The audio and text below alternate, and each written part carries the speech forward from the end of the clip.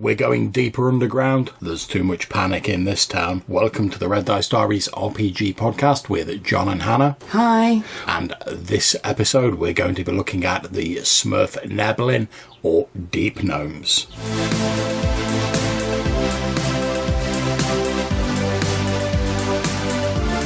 Okay, so as I said before the intro, we're going to be looking at the Svirfneblin, the Deep Gnomes, and I'm aware that's probably not how you pronounce it, but that's how I say it, so I'm just going to stick with that for this episode. So they first appear in the Fiend Folio for first edition AD&D, and I can see you've got the page open there, love, so what does it say about Deep Gnomes in the Fiend Folio?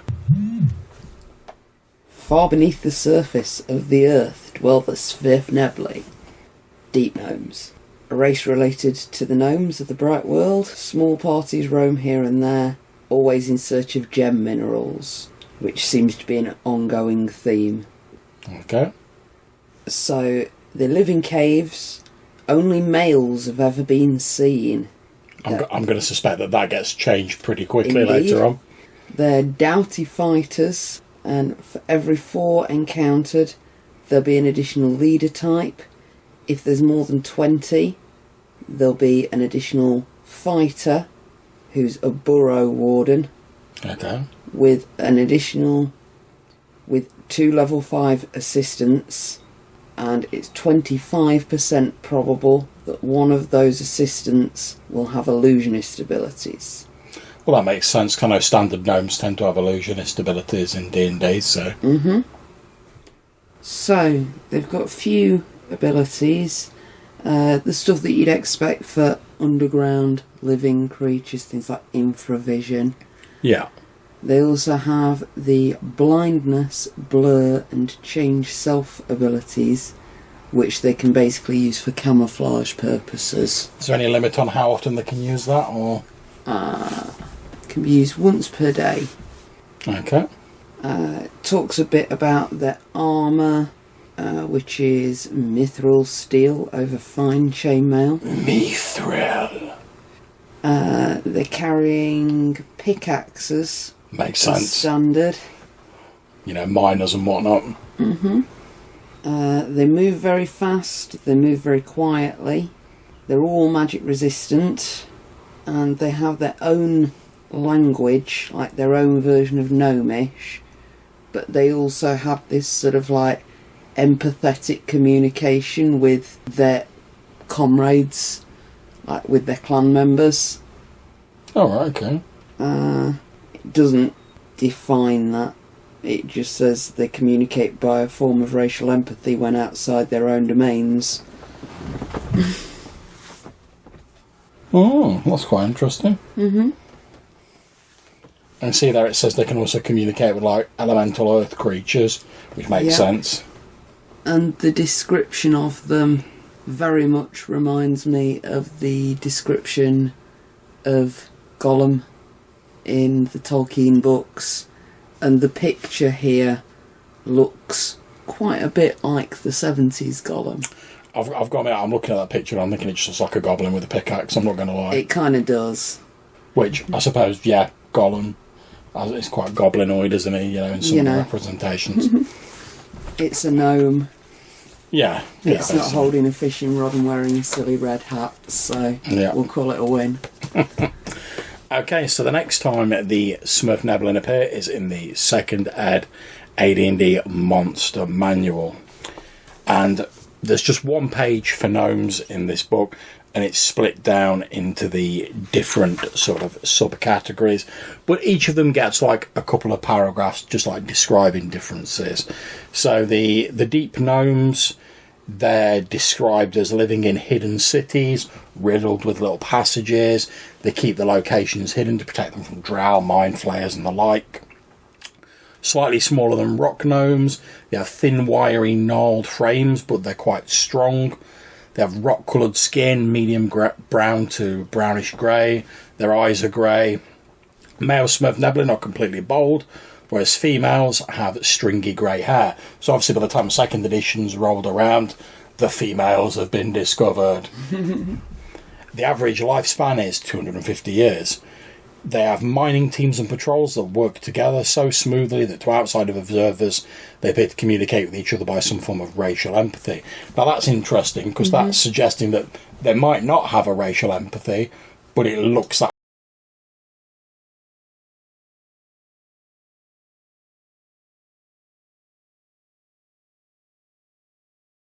likely another gnome will understand it. And they're also able to converse in underworld common. Most of them understand a bit of Kuo-Tuan and Drow. Can still converse with any creature from the elemental plane of Earth via a curious language consisting solely of vibrations. They all have the innate ability to cast blindness, blur, and change self once a day. They also radiate a non-detection spell, identical to the spell of the same name.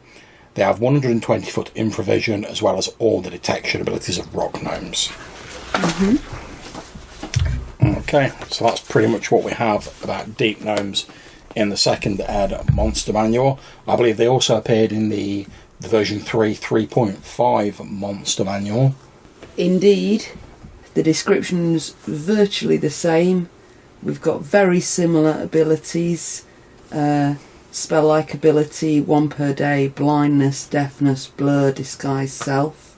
Yeah. Non-detection. Obviously, it's third ed, so it's detailing a bit more of like which skills they've got and that kind of stuff. Yeah, as we've said before, like D&D 3.5 is like the system of skills. We've got a note here that a deep gnome who comes within 10 feet of unusual stonework can make a search check as though actively searching for traps. Yeah, and I think that's what it's referring to, and it says they've got similar abilities to the rock gnome in 2nd edition. It's a bit of a sort of spin on the old dwarfy abilities, isn't it? Yep. I'm just looking, since it's all lined up neatly in this one, how it compares to the normal gnome. Yeah. Neutral rather than neutral good. Level adjustment +3 rather than +0. That'll be because of the magical abilities. And they're a bit tougher, a bit faster, and they've got the magical abilities. Yeah. So, we're not going to do the 4th ed book because or rather we're going to do the 4th ed book later. Yeah, because in the 4th ed book, it's certainly in the book that we're looking at, which is called Into the Unknown. They're sort of treated more as a playable character race, so there's a lot more details in there. They're not sort of just in there as a monster stat block. So we are going to come back to that, but we're going to skip over that for the moment and go straight to 5th edition, where they appear in the monster manual as a more sort of standard monster race. And it would appear from the artwork in the D&D 5th edition that these stringy, sort of wiry, browny grey gnomes have now morphed into pudgy little grey goblin creatures. They're described as living far below the surface in twisted warrens and sculpted caverns, grey skin allowing them to blend in with the surrounding stonework. They're surprisingly heavy and strong for their size, which is a bit at odds with the previous one that described them as sort of wiry. A typical Svirfneblin enclave contains several hundred deep gnomes and is strongly fortified. It describes them as having established gender roles. Male Svirfneblin are bold, white females have stringy hair. The females run the enclaves while males scour the outskirts in search of enemies and deposits of precious gemstones. They cherish fine gemstones, especially rubies, which they hob from mines deep in the Underdark. The hunt for gems often brings them into conflict with beholders, drow, mind flayers, etc. Of all their natural enemies, they fear and despise the murderous, demon-worshipping drow the most. They're often encountered in the company of creatures from the elemental plane of Earth. Some Svirfneblin can summon such creatures, and Earth creatures guard their settlements. Generally, Zorn enticed to service with a promise of gems to feed on. And looking at the stat block, they get advantage on stealth checks because in stony environments. They get advantage on wisdom and charisma saves against magic because of their gnomish cunning. They've got innate spellcasting, the same spells as previous. They're normally armed with what's called a war pick, which is effectively just the pickaxe. They have poisoned darts, and that's pretty much it, to be honest, for the 5th ed book. Okay, so we're just going to chat a little bit about them as monsters before we get into the whole 4th ed playable race thing. And I've got to say that for me personally, and I find this not just about the deep gnomes, but with a lot of the drow races, they seem to suffer from the fact that, like, because the Underdark was developed slightly later than like your standard D&D environment, your wilderness, your mountains, your dungeons, A lot of the first Underdark races seem like the designers have looked and they're like, oh, we need something to go in the Underdark. Let's do an Underdark version of elves, drow. Oh, okay. Oh, what about dwarves? We can't just say normal dwarves because they're already in like the mountains. Deep dwarves in the Underdark, and then they were like, oh, well, what other races have we got? Oh, gnomes, deep gnomes. See, I almost feel with these particular ones like it's almost the other way around, that the above ground gnomes, however you want to refer to them, the rock gnomes, the forest gnomes, the old D&D gnomes are obviously more inspired by your sort of... The grog gnomes. 1950s fishing rod and a red hat gnome. Yeah. That sort of, you know... That sort of vibe, yeah. Noddy and big ears, that sort of a feel of gnome. And they've tried to make them a bit sort of darker and nastier to fit into D&D. But they still feel a bit sort of cheesy. Whereas these guys... They're mind spirits. They've got these like cool camouflage powers. They're not really interested in hurting you unless you're messing with them. They feel more like sort of old fairy tales. Yeah, I mean, it strikes me that a lot of what would have been traditionally the role of the gnome in like mythology, so like you say, these mining spirits, these sort of like knocker-esque like elemental creatures. It strikes me that in sort of traditional D&D, a lot of that sort of that heavy lifting of those sort of roles has already been taken on by the dwarves.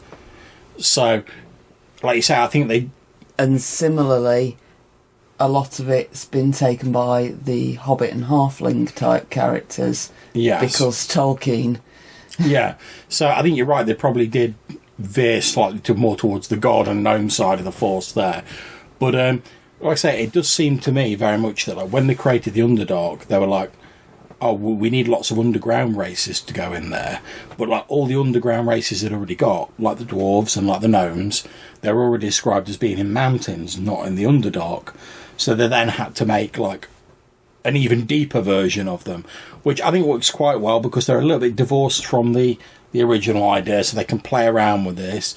I mean, let's face it, we've got elves are the most overused race in my sort of opinion in like a fantasy world. I mean, I can only assume that like back in the day at like TSR, someone had like a mad-on for elves. It's like any type of terrain, there's elves there. You got wood elves, you got high elves, you got elves with wings, sea elves, underdark elves, whatever you want, wherever you go. Three of them are in Tolkien, though. You can't just blame TSR. No. But like some of the weirder ones. But basically, what I'm saying is, saying they're supposed to be like an elder, like reclusive species. Like it barely seems possible you could throw a stone in a fantasy world like without hitting an elf because they're everywhere. But see, that's one of the things that's kind of nice about the Witcher series because they're using the elves for so many like racial allegories. That it makes sense as to why they've been pushed out of the towns, why people don't encounter them very often, because people are massively racist against them. Well, I was going to say, one thing I do like about the Deep Gnomes, to bring it back to that, is that a lot of these Underdark races, they're just like more evil, like dark versions of the Survey, like Drow, evil demon-worshipping elves, Durgar, grotty, like scrubby dwarves who are like evil, whereas the Deep Gnomes don't actually seem to be that evil. They're just doing their own thing. They're mining their jet. They're a bit greedy and consumed with avarice because, you know, they're trying to gather all these gems and they're motivated by that. But being a little bit selfish and wanting to focus on your own thing, that's not necessarily evil. They just seem, as you were saying earlier, like isolationist. They want to be left on their own, doing their own thing. They're not bothering anybody. They're quite happy. Now, one of the things that I wanted to bring up about this is these gems that they're always trying to get. Yeah, particularly rubies, it's so. I didn't actually notice where it said anything they were doing with them apart from possibly summoning Zorn in one of the later editions. Well, yeah, it said that Zorn are obviously the four-armed sort of burrowing creatures, and they eat gemstones. So it says they bribe some of them to guard their stuff with gems. Well, obviously not all of their gems. But bribing your bodyguards isn't feeding your family. Feeding your bodyguards isn't feeding your family. So is the implication there that they eat the gems, or does some poor deep gnome have to go out every couple of months and flog these gems to someone and get food and bring it back to the colony? And it just struck me that could be quite an interesting idea to have a story around. Maybe your characters have been trading with this guy for a while and then he doesn't turn up and you have to go and look for him. Maybe he gets killed on his mission and you have to go and take the food back to his family. And I think I would say I like the idea of it, the sort of trading, but I don't know how well that plays into the fairly sort of isolationist idea of these deep gnomes. But as you say, they've obviously got to get food from somewhere if they're not eating the gems. What else are they doing with these gems if it's not? Well, the generic lazy man answer to anything, where do they get food in Underdark? It's mushrooms, lichen. Any race that's in the Underdark where they can't be bothered to determine where they get their food from. It's they grow mushrooms. But again, it went into a fair amount of detail about the society on a couple of them. It mentions that the women folk are keeping the households, that the men folk are working the mines, that both groups are used for defence of the city. Nowhere does it mention who's farming that food or who's hunter-gathering that food. Yeah, I mean, I think it could be quite interesting. Is maybe if the sort of isolationist bit, if you play that up as being the males of Svirfneblin society, and the females who are obviously in charge of their homes and the settlements. So if you extend that to say, well, they're in charge of feeding the settlement. So maybe while the males are isolationist, the females aren't so much. Because you could then spin that to say, oh, well, in the earlier editions, how come we didn't know about females? Well, assuming that the sort of viewpoint in the first edition Fiend Folio is from the surface races, which I don't think is too much of a leap, you could say, well, maybe they bump into the males more often because the females are all busy trading with other Underdark races. They don't come to the surface because they're what's up there that we want? So maybe that's the reason they're very rarely seen, because they're the males are mining minerals and running into people and getting in trouble, but we're actually running the settlements and organising trade deals with people further down in the Underdark. So we haven't got time to be popping up to the surface and doing all of this bullshit that the males are up to. So yeah, and I quite like that because obviously we're seeing the Drow in the Underdark. They've got a very matriarchal society, but it is. I mean, sorry if you Drow fans, but it never seems very nuanced to me. It's females have loads of power and they're priestesses, males are soldiers. That's it. Yeah, it's got a definite angry 70s feminism vibe about it, which is kind of a shame because it could have been better. Yeah, I've not really read any of the newer stuff. Maybe it improves with the editions. Yeah, maybe we're just thinking about the second edition type stuff. But I think you could use the Svirfneblin to do a slightly more nuanced portrayal of it, because as it says in the 5th edition book, they've got very set gender roles for their society. But I think you could, as we're talking about, you could expand that a little bit. It says in there that the males are miners, the females run the settlements, but obviously that's not all they do. It's if you're a man, you don't just wake up and mine until you need to sleep and then go out and mine some more. And if you're a female, you're not just sweeping the house and minding the servants and whatever. So I think having the female deep gnomes as the sort of the wheelers and dealers, the deal makers, could be quite good. Maybe they're a bit more affable to other species. So the 4th edition, the playable race version of it. Now we're getting into a bit more of their specific flavour. Yeah.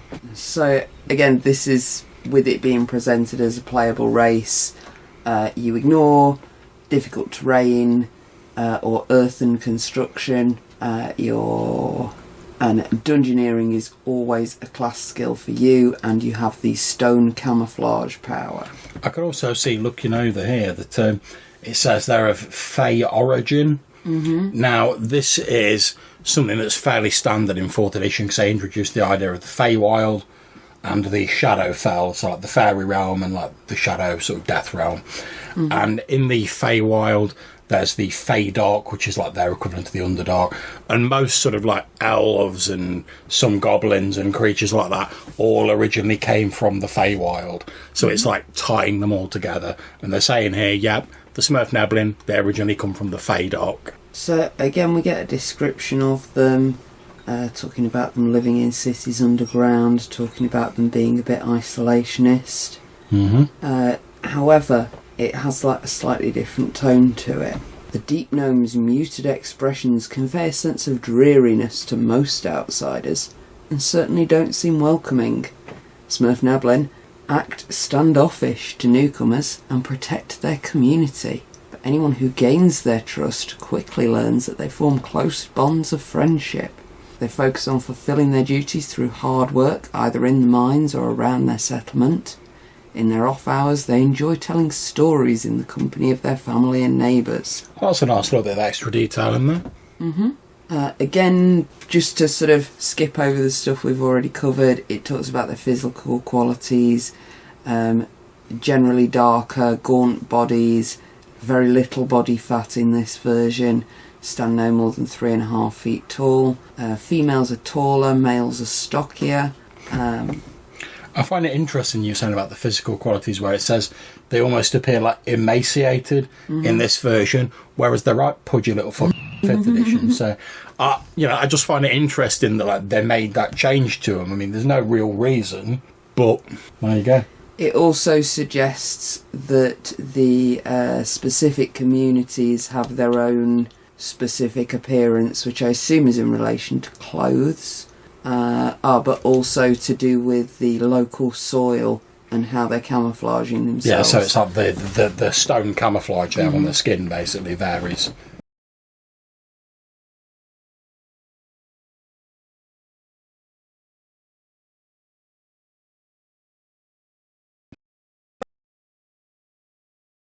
These are so close knit that they don't actually have, or they don't often use the words I or my.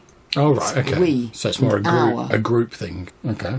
And it gives you a couple of a little sidebar talking about this for if you're playing it as a player character, and suggesting that maybe you steer away from it after a while.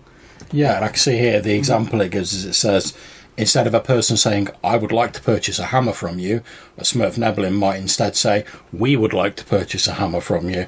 And that's a little thing that's easy to do if you're a player. I mean, it'd take a while to get the hang of it, but it'll add a sort of like a slight difference to your character portrayal. So I really like that. That's quite cool. It also says when they do find out about these concepts, it takes them a while to learn that other creatures single out one person as distinct from their people as a whole. Yeah. Which does sort of harken back to that, racial empathy thing that they had in some of the monster versions of it. Yeah, again, it's sort of implying it, though, rather than just sort of stating it, isn't it? That maybe it's more that they think of their people as a whole than they actually feel everything that every one of their people feel. So are we basically saying that, deep gnomes have, achieved, the sort of communist ideal? You know, it's all, for the commune and all for the group and everyone's, equal, or...?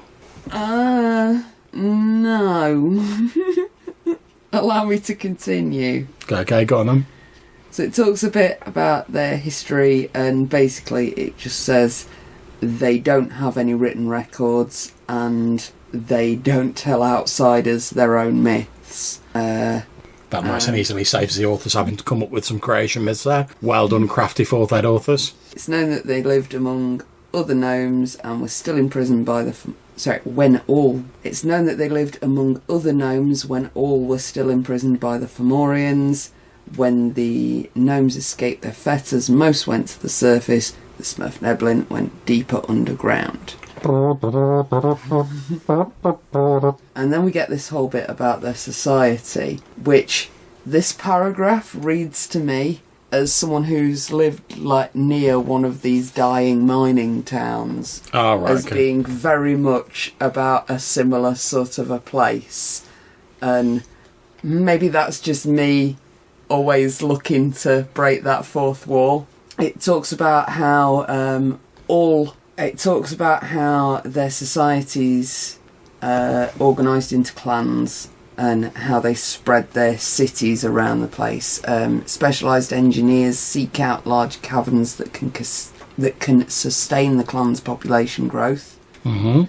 And then other people move in, leaders claiming the more stable areas of the cavern, building complexes, and remaining members of the clan sort of choosing their location by order of priority.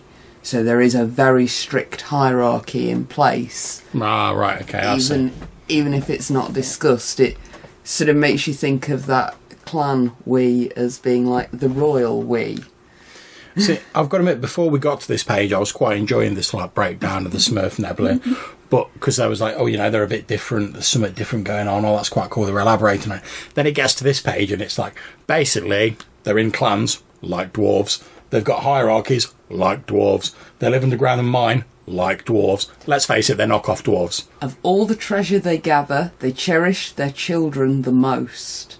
And it says that they have some sort of like almost communal increasing the population program, larger families earning benefits, the parents of 6 or more children are rarely impoverished, which just feels like a dig at the benefit system to me. Yeah.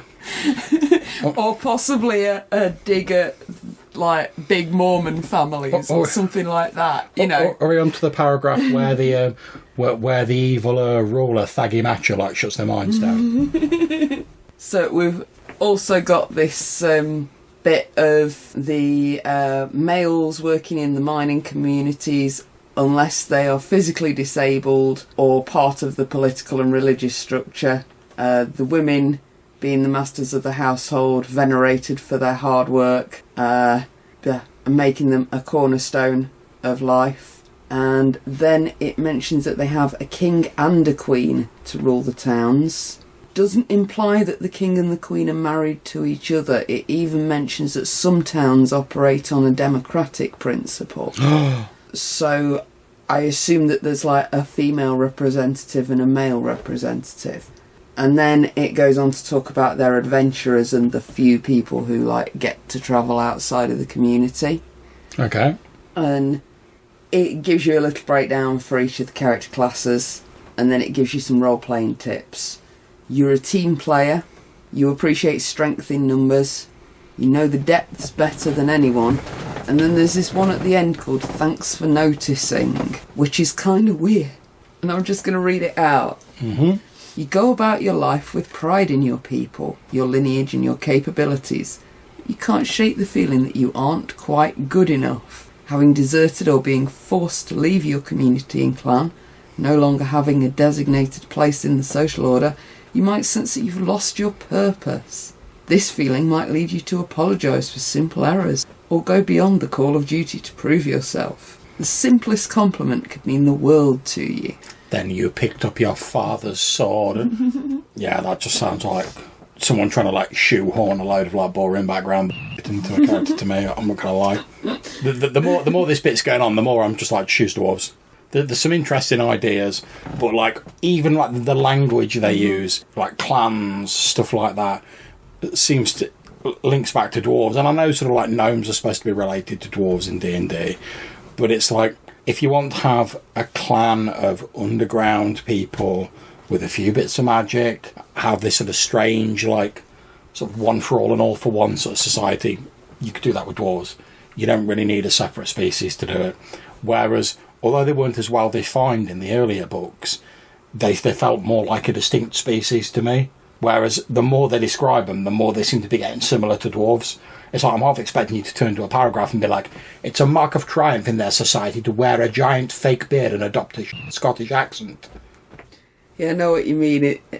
I'm a Svirfneblin and I'm digging a hole. Just hasn't got quite the same ring to exactly. it. You're not going to get a metal ballad out of that, are you? No.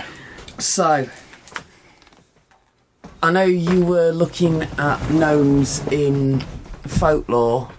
Yep, so anything you want to add on there? Apparently the word gnome comes from the Latin genomus, meaning earth dweller. They're often described as being similar to goblins or dwarves. That's like traditional mythological goblins or dwarves, not necessarily the D&D ones. In that sort of family of, sort of like underground spirits, like knockers and people like that, who are sort of described as these half spirit, half elemental creatures who would often protect people in the mines. But, if you didn't respect the land, they could also play dangerous tricks on you, or they might be responsible for cave-ins and stuff like that. As being the protectors of the classical elements of air, fire, water, and most importantly, earth. They're described as being responsible for protecting the treasures of the earth from humans. So that might be why they link into that. They've got a mad-on for rubies and gems and stuff like that. They're always described as being small and often described as wearing conical hats. So again, we've got the fishing rod red felt hat gnome going on there. Apparently there's also some legends that say if they're exposed to the sunlight, they turn to stone.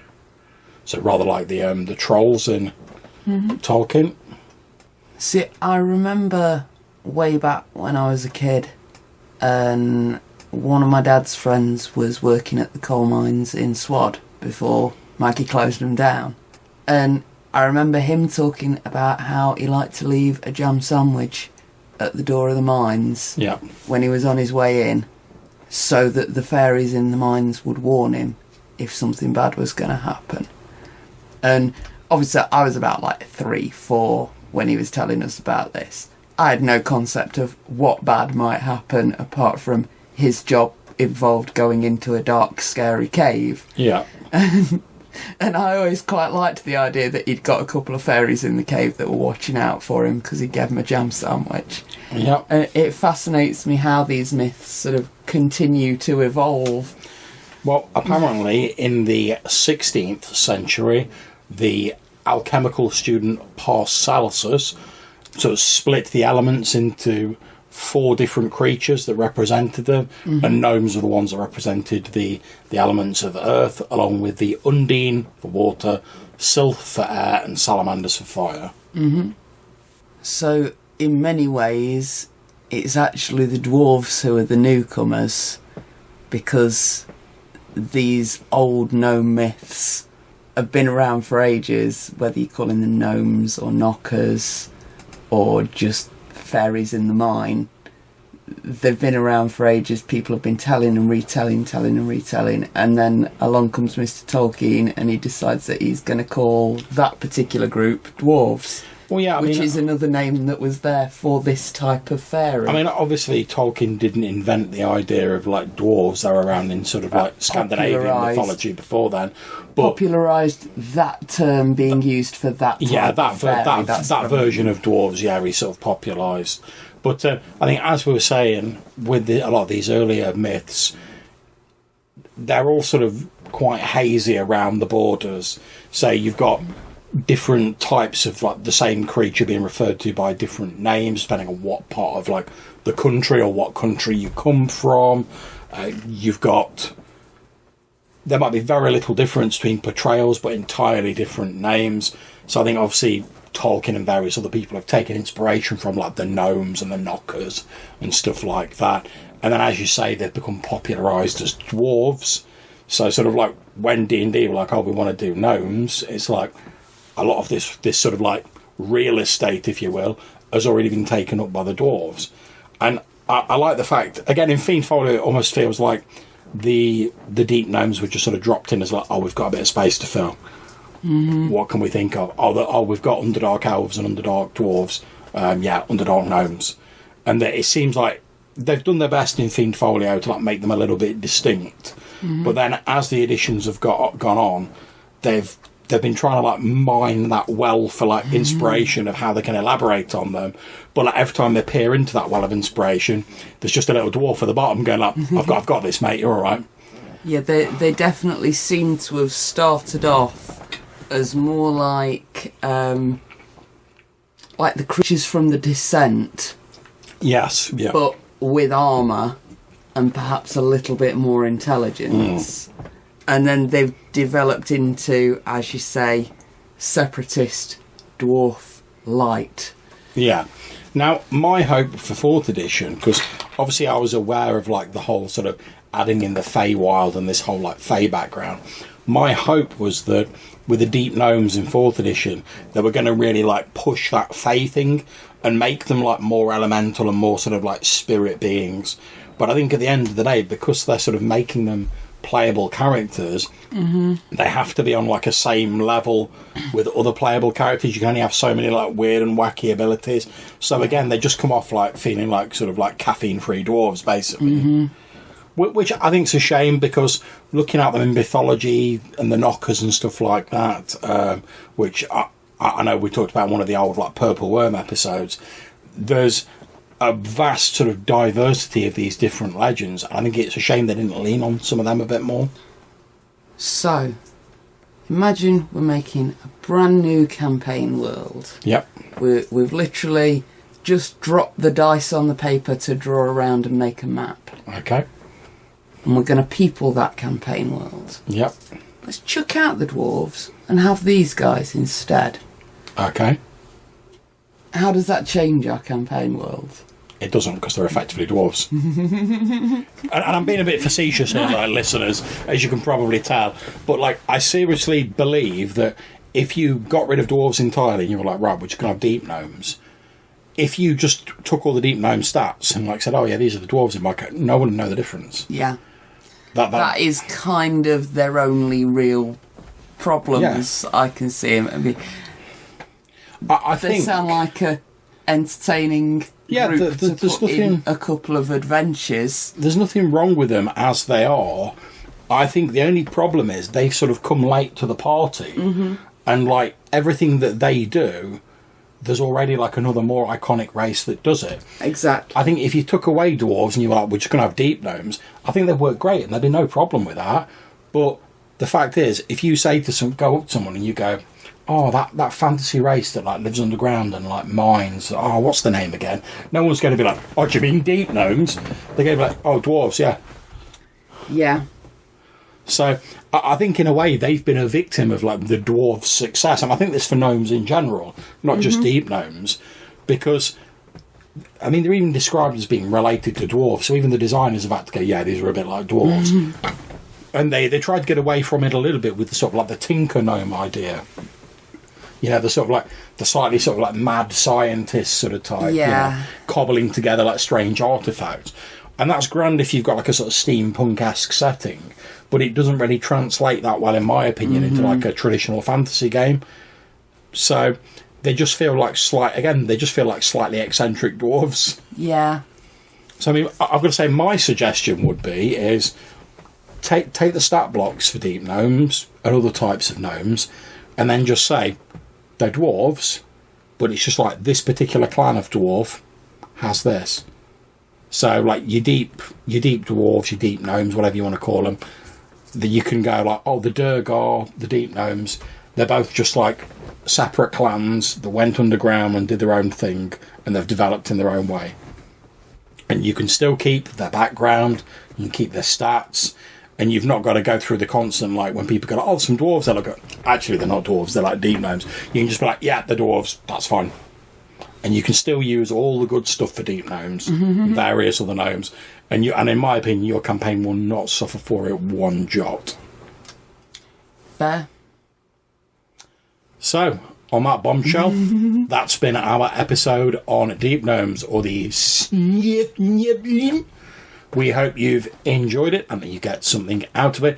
If you've got anything you'd like to tell us about deep gnomes, or why they're not just dwarves without beards, you can leave us a